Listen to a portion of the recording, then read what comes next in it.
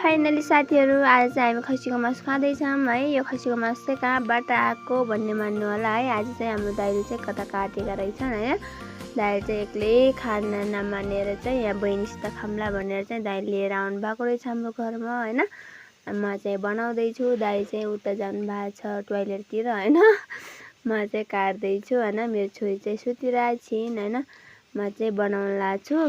यतिको माया गर्ने दाइ कसको हुनुहुन्छ है। मेरो दाइले चाहिँ यसरी मासु लिएर आउनुहुन्छ है। अनि हामी चाहिँ खाँदै मेरो छोरी चाहिँ मक्कै परेको छ। मामा भनेपछि मेरो छोरी हुरुक्कै हुन्छ के, मामालाई एकदम राम्रो मान्छ हैन। मामा आउनुभयो भनेर खुसी भएको छ हैन। हामी चाहिँ रेडी भयो, हामी खाँदैछौँ। मामा भान्जाले उता बसेर खाँदैछन्, म चाहिँ छोरी सेक्दै थिएँ हैन। मलाई पनि दाइले पस्किदिनु भयो खाना, तर मैले छोरी सेक्दैछु अनि एकछिनमा खान्छु। म चाहिँ मलाई राखिदिनु भएको छ उता थालीमा छ। म चाहिँ छोरीलाई सेकेर कपाल थापेर लगाइदिनु लाग्छु। मेरो भाग चाहिँ रेडी छ।